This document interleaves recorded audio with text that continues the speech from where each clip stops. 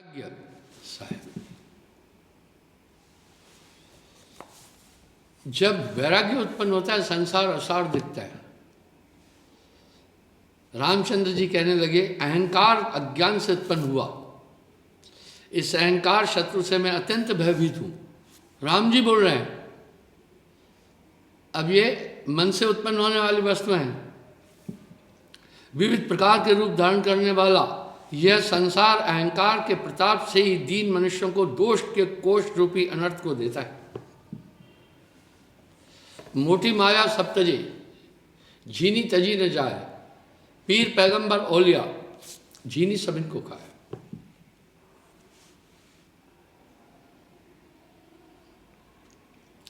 अहंकार न होता तो मनुष्य बहुत से पाप न करते। अहंकार से ही आपत्तियां उत्पन्न होती है। अहंकार अनेक मानसिक पीड़ाओं का हेतु और अहंकार से ही नाना प्रकार की चेष्टाएं होती है और अहंकार ही मेरा परम रोग है। ये वशिष्ठ जी को राम जी बोल रहे हैं, हे मुनिवर, चिरवैरी से अहंकार से के भय से न मैं भोजन करता हूं न जलपान करता हूं, फिर विषय भोग का क्या कहना। छोटे बड़े विषम सब प्रकार के यावन्य मात्र जितने दुख हैं सब अहंकार से उत्पन्न होते हैं। जैसे खद्र के वृक्ष पर्वत से उत्पन्न होते हैं, सुख रूपी कमलों के समदृष्ट रूप मेघों के लिए जैसे राहु चंद्रमा को ग्रास लेता है, हिम से कमल नष्ट हो जाते हैं और शरद काल में मेघ विलीन हो जाते हैं, वैसे ही अहंकार से सुख उत्तम गुण और समदृष्टता नष्ट होती है। हे मुने, ऐसे गुण वाले अहंकार का त्याग करता हूँ। मैं राम नहीं हूँ, मुझको विषय भोग की इच्छा नहीं है, मेरे मन नहीं है। मैं बुद्धिदेव सदृश शांति भाव से सब लोगों के संग आत्म व्यवहार करने की इच्छा करता हूँ। अहंकार के वश जो कुछ मैंने भोजन किया है अथवा कोई कार्य किया है वह सब असार हैं, केवल सार पदार्थ वही है जिसमें अहंकार का लेश मात्र न हो। हे मुनिवर, यदि अहंकार है तो मनुष्य दुख को प्राप्त होता है, यदि अहंकार नहीं है तो सुखी होता है। इसलिए अहंकार का न होना चेष्टा है। हे मुने, अहंकार को छोड़ शांति चित रहता हूँ, क्योंकि भोगों का समूह ही नाशवान है। हे ब्रह्मणे, जब तक अहंकार रूपी मेघ छाए हुए हैं तभी तक तृष्णा कामना रूपी कुर्जा की लता विकसित रहेगी। अहंकार रूपी मेघ के शांत होते ही कामना रूपी नवीन बिजली की लता बुझे हुए दीपक की लौ के समान शीघ्र ही न मालूम कहाँ चली जाती है। मोटी माया सब तजे, झीनी तजी न जाए, पीर पैगंबर ओलिया, झीनी सब इनको खाए। इस तरह हृदय क्षेत्र में रहने वाले मत्सर सबको परेशान कर रहे। देखो साहब कह रहे ना, ब्रह्मादि शिव संकादि अजसुर काल के गुण गावहीं। आगे राम जी कह रहे हैं, हे मुनिवर, यह मेरा चित्त काम क्रोध लोभ मोह और अहंकार तृष्णा आदि के दुखों द्वारा जर्जर हो गया है और उन महापुरुषों को जिनको संपूर्ण वैराग्य विचार धैर्य और संतोष है उनकी ओर नहीं जाता। मुझे भी लोग आकर ये बात कहते, सर्वदा विषयों के चारों और भटकता रहता है। जैसे मोर के पंख वायु के लगने से एक जगह नहीं ठहरते, जैसे गांव का कुत्ता रोटी न मिलने से इधर उधर तक दौड़ता फिरता है, वैसे ही ये चित्त भी वांछित पदार्थ न मिलने से व्याकुल होकर इधर उधर दौड़ता है। इंद्रिय पसारा रोक ले तो सब सुख तेरे साथ। मैं जब कबीर सागर के माध्यम से सत्संग करता हूँ तो दिखाता हूँ ये मेरी छपी किताब नहीं है। इसी तरह योगा वशिष्ठ मेरी छपी पुस्तक नहीं है, बड़ी प्राचीन है। उसमें राम जी अपने गुरु जी से अपनी व्यथा का वर्णन कर रहे हैं।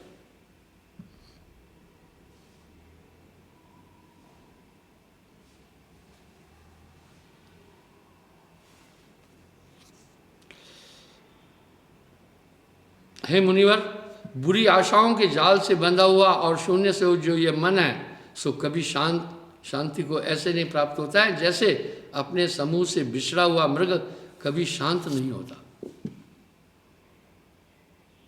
जैसे लहर चंचल होती है वैसे ही मन भी है, कभी स्थूल विषय में कभी सूक्ष्म विषय में लीन रहता है। इनको त्याग कर कभी क्षण भर के लिए भी शांति लाभ नहीं करने देता ये मन। देख लिया ना, तेरा बैरी कोई नहीं, तेरा बैरी मन। जीव के संग मन काल को वासा, अज्ञानी नर गए विश्वास। राम जी मन की व्यथा अपने गुरु वशिष्ठ मुनि से कह रहे हैं। वशिष्ठ जी तत्ववेता थे, साहब ने अपनी वाणियों में कई जगह ये दिखाया कि त्रेता में मैंने वशिष्ठ मुनि को ज्ञान दिया था।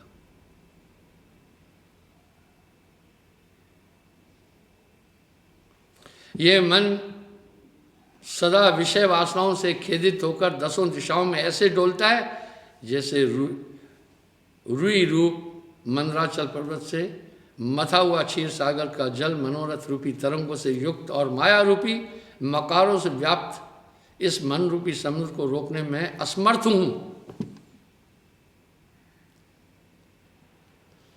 मन है निरंजन सभय नचाए।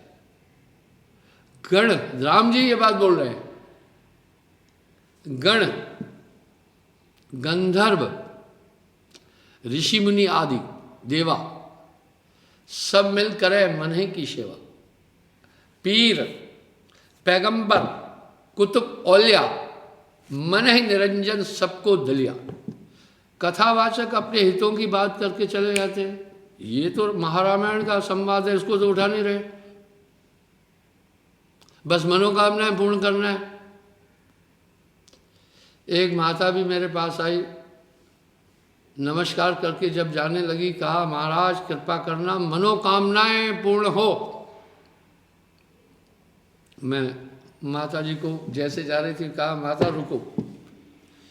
मैंने कहा आप गलत ठिकाने पर पहुंच गई है, यहां मनोकामनाएं पूर्ण नहीं चूर्ण की जाती है। काम काम सबको कहे, काम न चीने कोई, जेती मन की कल्पना काम कहा वैसो। बस मन की तरंग मार दो, हो गया भजन।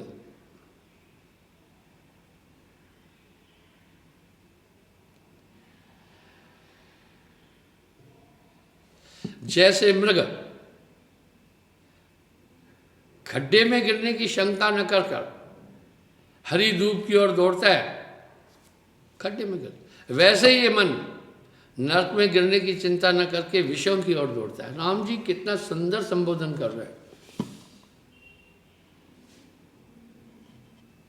बस ये विषय ये परिणाम को नहीं सोचता है। हम सब जानते हैं परिस्त्री का मन पाप है, फिर भी लोग कर रहे हैं।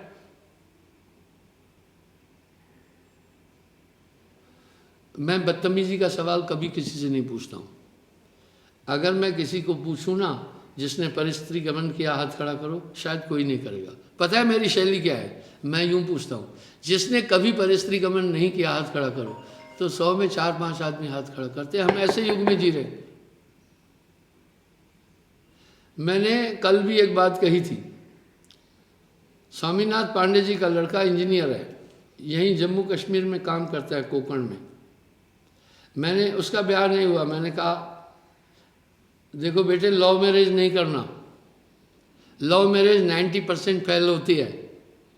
ये मेरा एक्सपीरियंस है, काफ़ी लोग आकर बताते, उनमें शंकाएं रहती है, इसलिए अरेंज मैरिज करना।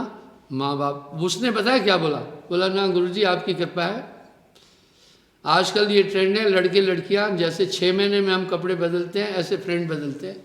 आज ये परिस्थिति है हमारे देश की, पाश्चात्य संस्कृति में आ गए हम। हमारी सामाजिक पद्धति बहुत बोल्ड और रिच है।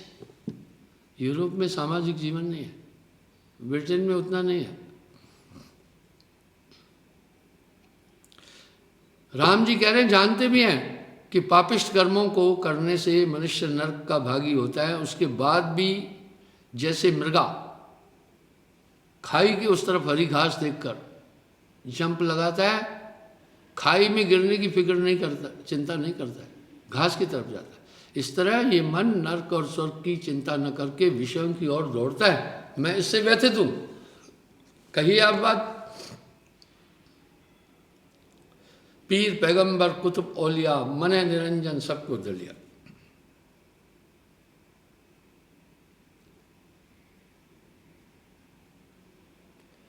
जैसे समुद्र अपनी चंचलता कभी नहीं परित्याग करता, वैसे ये मन अपने अति चंचलपने को कभी भी नहीं त्यागता। मैंने एक बात बोली, अगर आपको कोई कहे मन को निर्मल कर दिया, कभी नहीं होता मन निर्मल। 100 मन साबुन से अगर कोई कोयले को धोकर उज्जर करना चाहे, कभी कोयला उज्जर नहीं होगा, वो पूरा ही अंदर बाहर सब तरफ से गंदा है। पर थोड़ी देर मान लेंगे, लेकिन कोई कहे कि मन को निर्मल किया, मन कभी निर्मल नहीं हो सकता है। मन को वश में करना है, बस मन की तरंगों को अपने रोको, मन की तरंग मार दो, बस हो गया मन भजन। आदत बुरी सुधार लो तो हो गया भजन। जैसे पिंजरे में बंद किया हुआ सिंह स्थिर नहीं होता, वैसे ही चिंताओं के समूह से घिरा हुआ ये मन भी कभी शांति लाभ नहीं करता। राजहंस पानी में से दूध को शीघ्र अलग कर लेता है, वैसे ही मोह रूपी रथ में चढ़ा हुआ ये मन भी समता सुख आत्मज्ञान को शरीर से हर लेता है। आत्मा कहीं दूर नहीं है। जय खोजत कल्पो गए, घटह माए सो मूर, बाड़ी गर्भ गुमान से ताते पड़ गए दूर।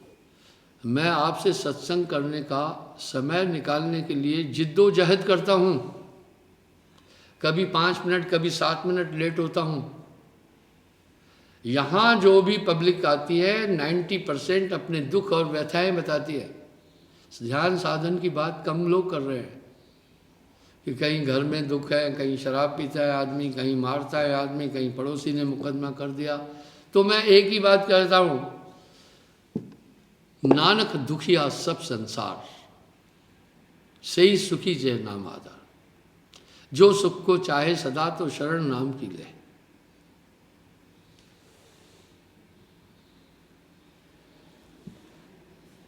हे मुनीन्द्र, अनेक प्रकार की कल्पनाओं की शैया पर सोती हुई चित्त की वृत्ति किसी प्रकार नहीं जागती है, इसी से मैं अत्यंत व्याकुल हूं। राम जी कह रहे मन नहीं आ रहा नियंत्रित मेरे, और साहब कह रहे नाम होए तो मात न वाए, ना तो ये मन बांध न चले। हे मुने, जैसे सूखे तृण को अग्नि जलाता है, वैसे ही निरंतर क्रोध से युक्त और चिंता रूपी ज्वालाओं से व्याप्त ये चित्त रूपी अग्नि मुझको दग्ध करती रहती है। ये संबोधन राम जी का है।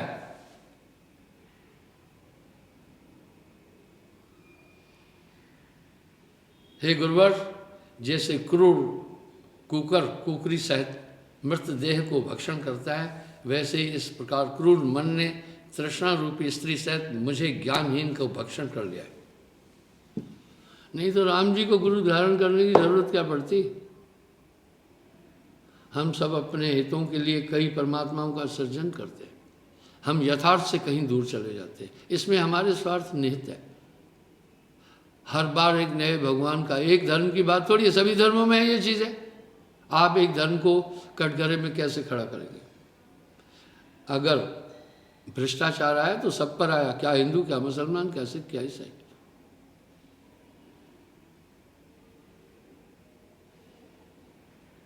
जैसे तीर पर उगता हुआ वृक्ष नदी के वेग से उखड़कर बह जाता है, वैसे ही तरंग के सदृश चंचल और तीव्र गति को धारण करने वाला इस अज्ञानी चित्त ने मुझको बहा दिया है। वाह, यानी ये स्थिर नहीं होने दे रहा है। नाम होए तो माथ नवावे, ना तो ये मनवान न चाहिए।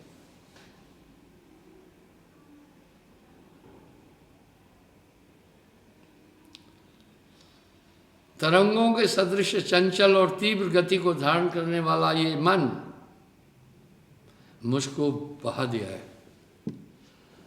तेरा बैरी कोई नहीं, तेरा बैरी मन।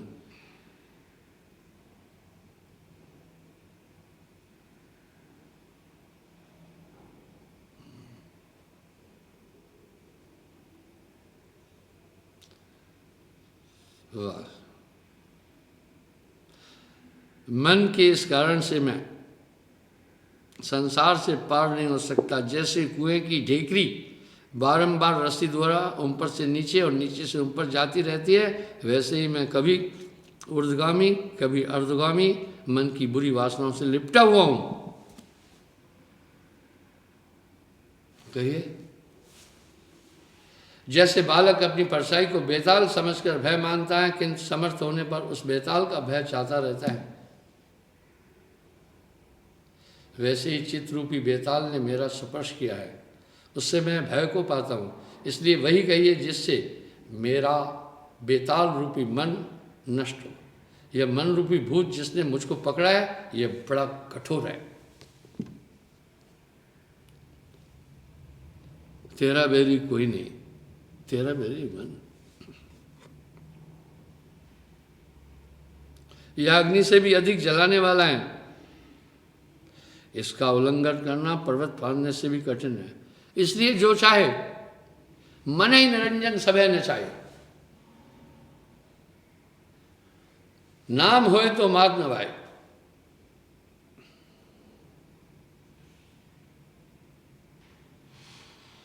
इसलिए हे गुरुवर, ऐसा कीजिए जिससे ये बेताल रूपी मन नष्ट हो। मन रूपी भूत जिसने मुझको पकड़ा है, यह बड़ा कठोर है।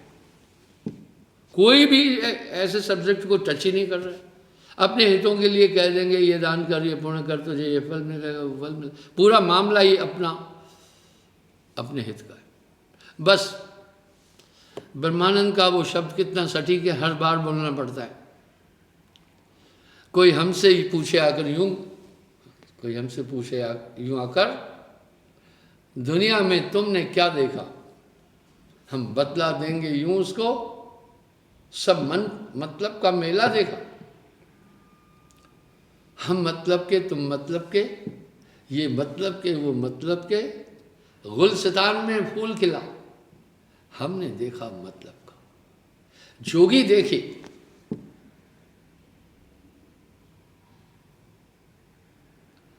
जंगम देखे, पीले कपड़े वाले देखे,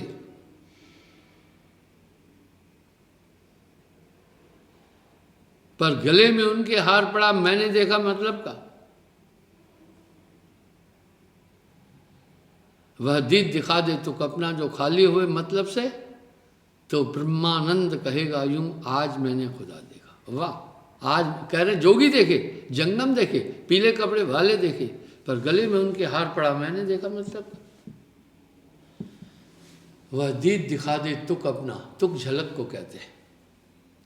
जो खाली होवे मतलब से, तो ब्रह्मानंद कहेगा यूं, आज मैंने खुदा देखा।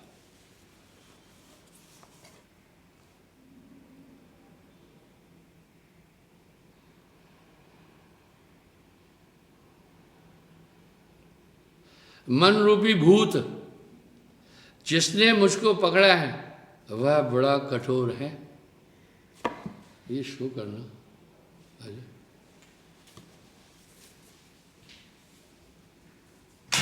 कह रहे, मन रूपी भूत जिसने मुझे पकड़ा है, वो बड़ा ही कठोर है।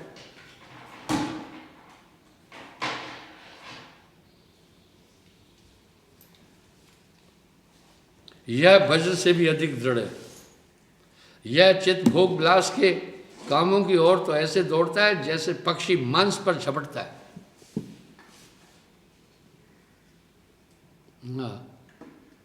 राम जी का संबोधन बड़ा विज्ञ है। वो दिल खोलकर अपने गुरु से अपनी बातचीत कर रहे हैं। सत्कर्मों से ऐसे विरक्त रहता है जैसे बालक खिलौने छपा देने से रो जाता है। हे तात, जैसे अति गंभीर समुद्र में बड़ी बड़ी लहरें, भंवर और बड़े बड़े शरीर वाले जंतु उसके जल को चलायमान करते रहते हैं, उसी तरह जड़ प्रकृति विपुल वृत्ति और मदादि शत्रु शुभित मन रूपी समुद्र को चलायमान करते रहते हैं।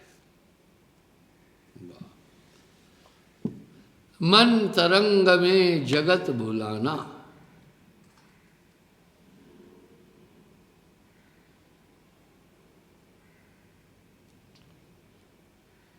हे साधु, समुद्र का शोक लेना सुगम है, बड़े भारी सुमेर पर्वत को उखाड़ डालना कुछ कठिन नहीं है, अग्नि भोजन करना सरल है, किंतु मन को वश कर लेना सबसे कठिन कार्य है। यही बात तो अर्जुन भी बोल रहे हैं।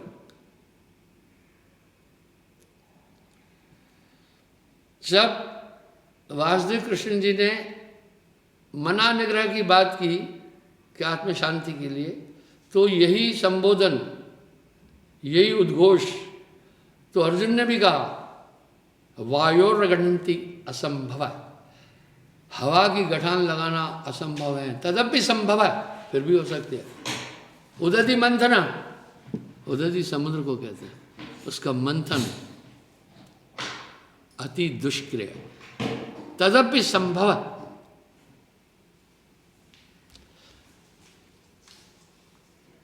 शून्य को तोड़ना आकाश भंजन है, दुष्क्रिय, असंभव, तदपि संभव।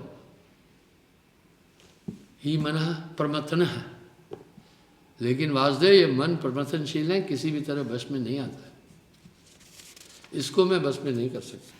मन रूपी भूत जिसने मुझको पकड़ा है वह बड़ा कठोर है, यह अग्नि से भी अधिक जलाने वाला है, इसका उल्लंघन करना पर्वत फांदने से भी कठिन है, और यह वज्र है अधिक दृढ़ है, यह चित्तभोग विलास के कामों की ओर तो ऐसे दौड़ता है जैसे पक्षी मांस पर झपटता है।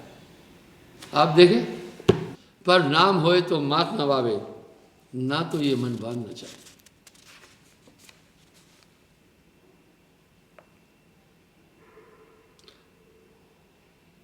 समुद्र को सोख लेना, वाह, भारी सुमेर पर्वत को उखाड़ डालना कुछ कठिन नहीं है, अग्नि भोजन करना सरल है, पर ये मन को बश कर लेना सबसे कठिन काम है।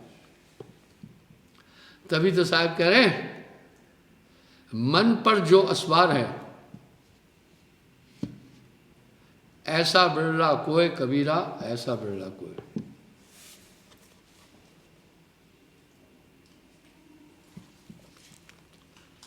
सब विषयों का कारण मन है, मन के रहते ही तीनों जगत का अस्तित्व है। चित्त के क्षीण अर्थात वासना रहित होने पर जगत नष्ट हो जाता है, इसलिए रोगों के सदृश इस चित्त की यत्नपूर्वक चिकित्सा करनी चाहिए। हे मुने, मैं ये जानता हूँ कि इस चित्त में ही संपूर्ण सुख और दुख ऐसे उत्पन्न होते हैं जैसे पर्वत से बन चित्त के क्षीण होने पर भी वे अपने आप क्षीण हो जाते हैं। इस चित्त के जीतने पर महात्माओं ने सद्गुणों की प्राप्ति की आशा की है। उसी मन रूपी शत्रु को जीतने के लिए मैं कटिबद्ध हूँ। जैसे चंद्रमा को बादल अच्छे नहीं लगते, वैसे ही वैराग्य प्राप्त होने से मुझको भी मूर्ख और मलिन पुरुषों का आनंद देने वाली लक्ष्मी अच्छी नहीं लगती।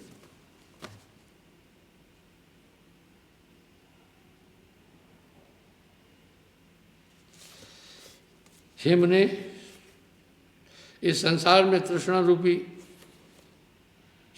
तृष्णा का दमन करना अत्यंत कठिन है। ये आशा तृष्णा ना मरी, माया मरी न मन मरा, मर मर गए शरीर, आशा तृष्णा ना मरी, कह गए साहिब कबीर।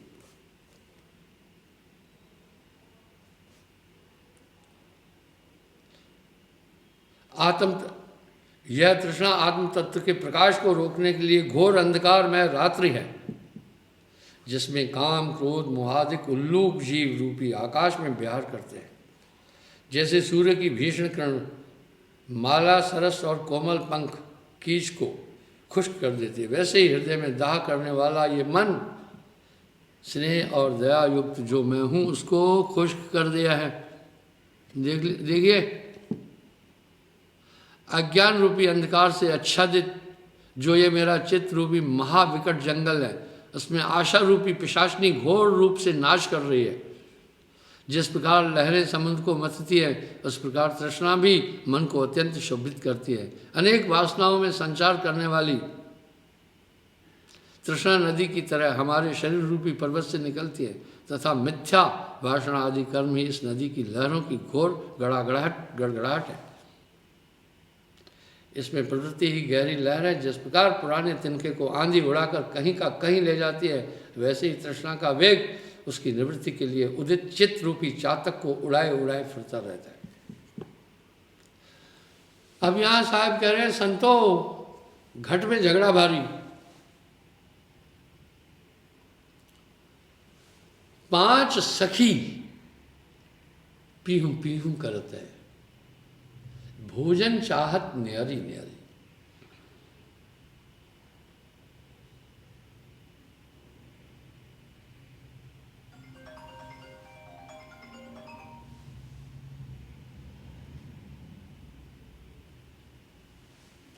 जिन जिन उत्तम गुणों का मैं सहारा लेता हूं, उन्हीं को यह तृष्णा ऐसे काट देती है जैसे मूषक उत्तम वीणा को कतर डालते हैं। ये कोई आत्मा निर्मल है, सब जानते हैं पाप हानिकारक है, ये बलपूर्वक उस तरफ खींचते हैं।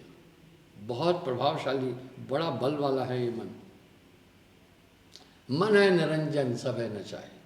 गण गंधर्व ऋषि मुनि और देवा, ये सब लगे मन ही की सेवा। पीर पैगंबर कुतुब औलिया, मन है निरंजन सबको दलिया। सिद्ध साधक और जोगी जति अवतार राम जी ये बात बोल रहे हैं, भाइयों मन को जान न पाए रखती। मन पर जो असवार है ऐसा बड़ला को है।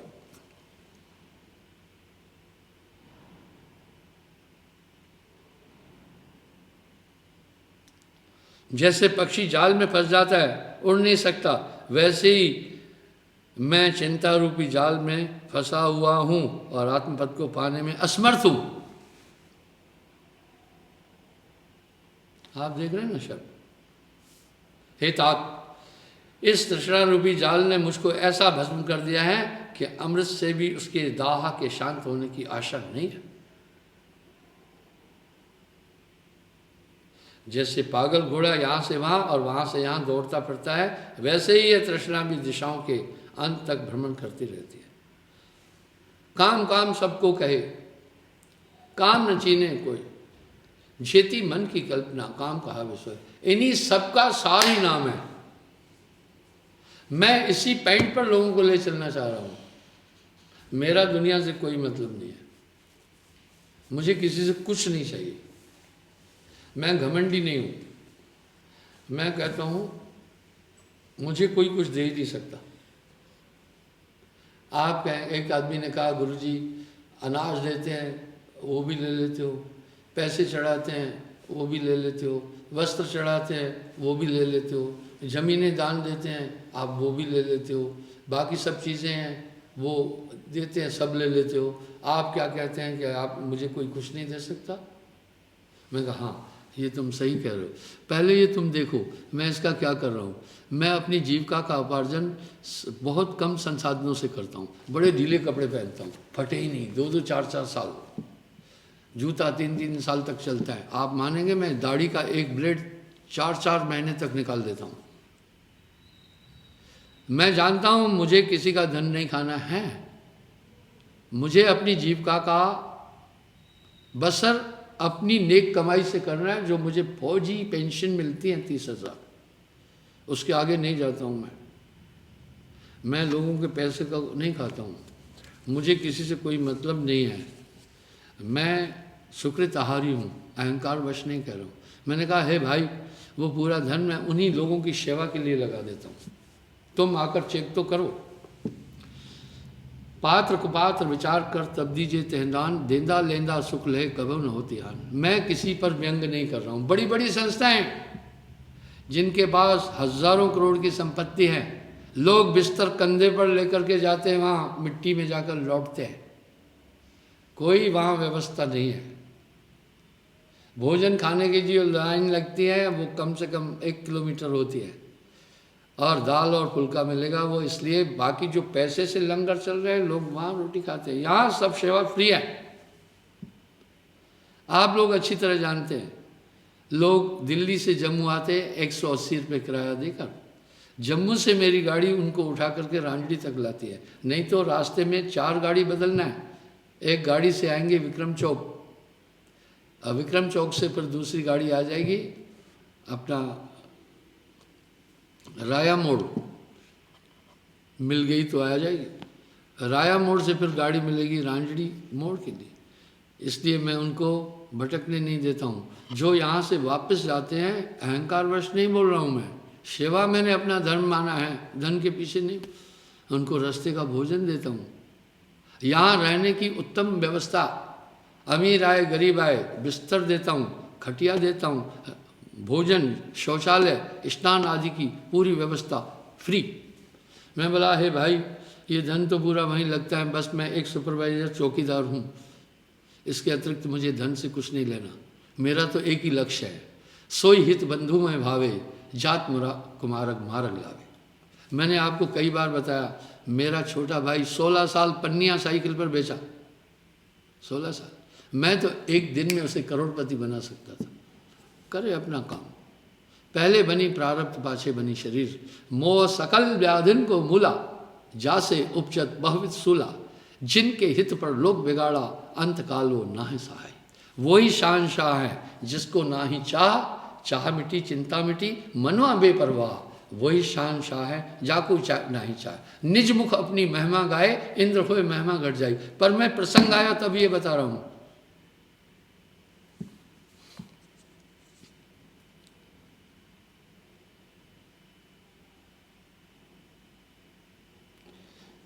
कह रहे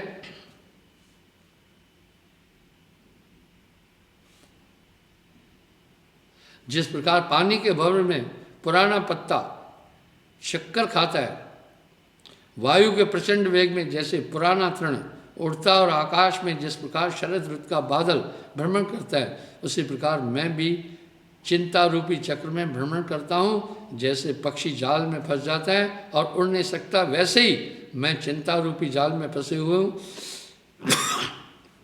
और आत्मपद को पाने में असमर्थ हूँ। राम जी कह रहे हैं कि आत्मपद को पाने में असमर्थ हूँ। बिन गुरु ज्ञान न उपजे कोटन करो उपाय, राम कृष्ण से को बड़ा तिन भी तो गुरु कीन, और 3 लोक के नायका गुरु आगे अधीन।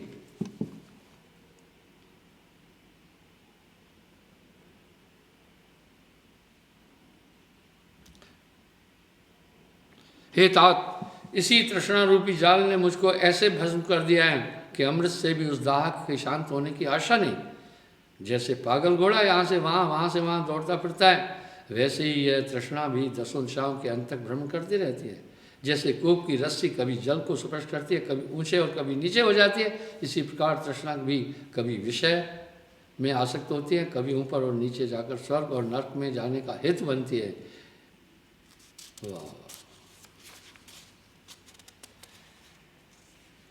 अज्ञान की गांठ देह के भीतर लगती है, इसलिए तृष्णा किसी तरह नहीं कट सकती और मनुष्य को इस प्रकार भरमाती है जैसे बैल की नाद बैल को घुमाती है।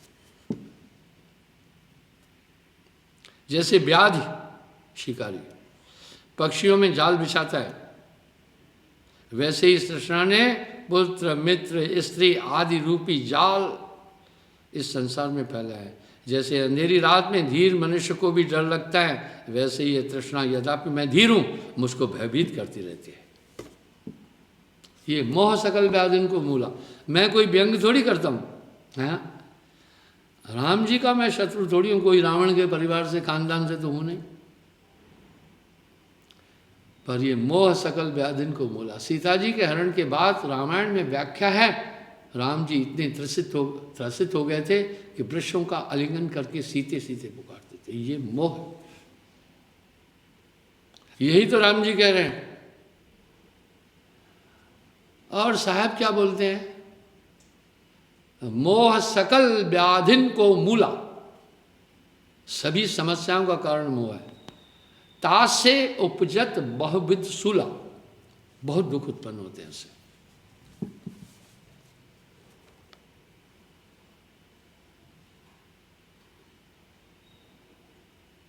मैं आनंद सहित हूं तभी भी मुझे दुखित करती है। आत्मा में आनंद कहीं से अवस्थ नहीं करना है ही है, तभी भी दुखी करती है।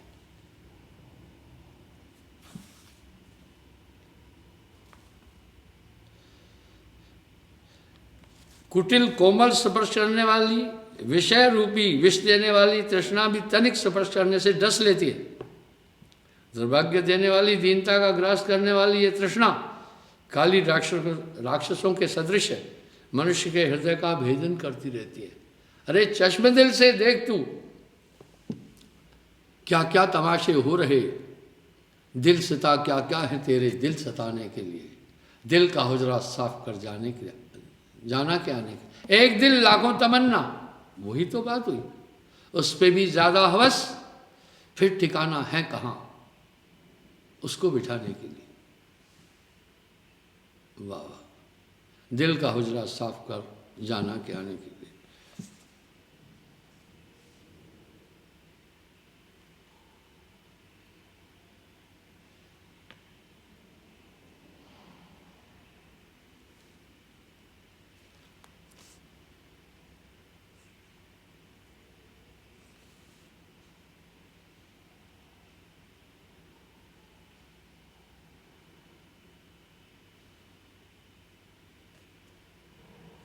वृद्ध वेश्या के सदृश है यह तृष्णा, मन हरण करने में असमर्थ होने पर भी चारों ओर दौड़ती है, किंतु कुछ नहीं कर पाती।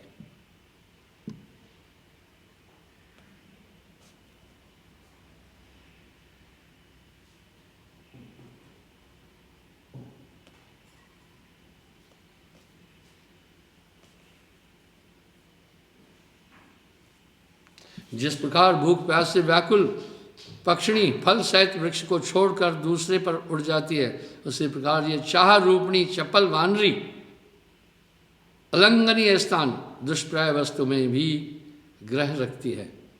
तृप्त नहीं होने पर अन्य फलों की आकांक्षा करती है, क्षण भर भी एक स्थान पर नहीं ठहरती।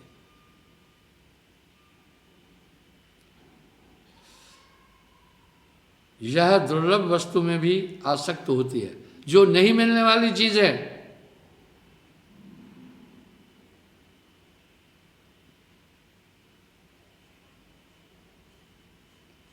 उसके लिए भी कल्पना करती है।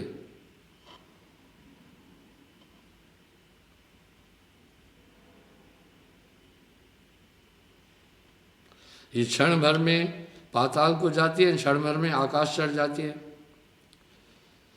पल पल सूरज संभाल, आप पर हमेशा हमला हो रहा है।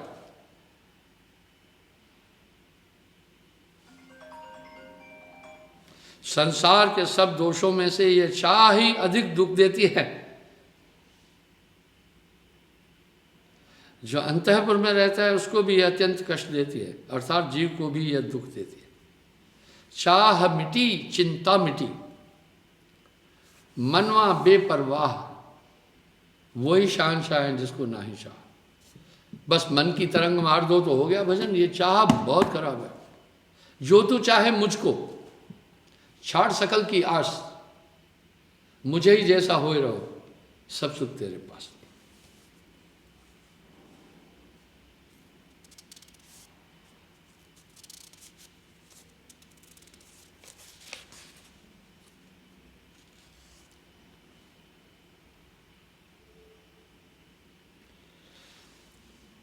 अनेक प्रकार के विकारों से युक्त मांस मंजा से पूर्ण और क्षण भंगुर यह देह संसार में दिखती है, यह भी केवल दुख का हेतु है।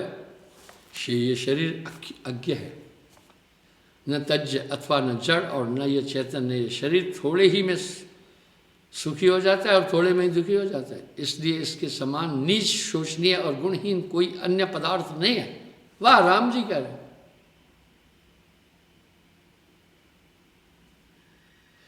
छित जल पावक गगन समीरा, पंच तत्व को अदम शरीरा।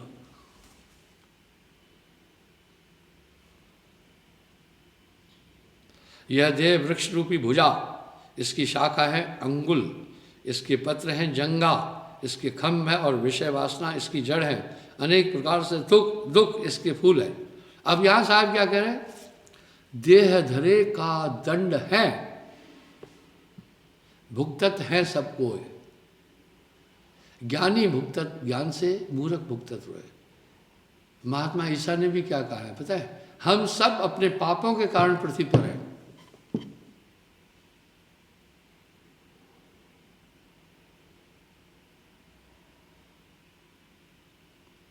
अनेक प्रकार के सुख दुख इस फूल है, इसके फूल है। इसमें तृष्णा रूपी घुन लगा हुआ है जो रात दिन इस देह रूपी वृक्ष को खाता रहता है।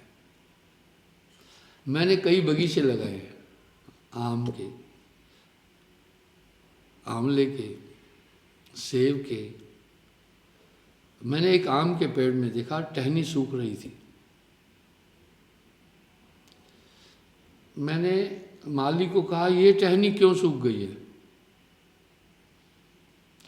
उसने कहा गुरुजी इसमें कीड़ा लगा है। कीड़ा दिख नहीं रहा था। माली ने वो टहनी काट के मुझे सफ़ेद रंग का इतना लंबा कीड़ा दिखाया। बोला इसके अंदर आने वाले जितने भी पदार्थ हैं वो सब ये वहाँ नहीं पहुँचने दे रही। इस तरह वो जो पिशाचनियाँ अंदर रह रही है आत्म सुख तक आत्मा को जाने नहीं दे रही।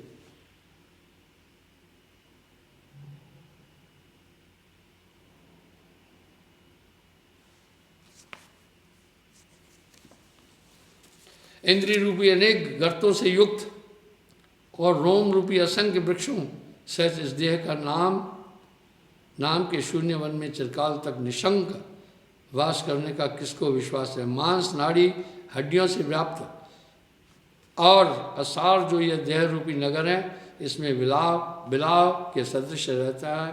संसार रूपी जंगल में उत्पन्न चिंता रूपी लताओं से शोभित दुख रूपी गुणों से उतरा हुआ चाह रूपी सर्पणी का ग्रह कोश कौओं का घोंसला हास्य और पुष्य रूपी पत्रों का उत्पत्ति स्थान है। संतो घर में झगड़ा भारी, वही तो बात है जो साहब बोल रहे। 5 सखी पीहू पीहू करते हैं भोजन चाहत न्यारी न्यारी। ये वैराग्य प्रकरण से मैं देह के नाशवान विषय को लिया हूँ। इस तरह राम जी ने अपने गुरु से इसके छुटकारे की प्रार्थना की है। आप विचार कीजिए। कल पुनः मैं यहीं से प्रसंग उठाऊंगा। समय हो रहा है, अब आरती होगी साहब।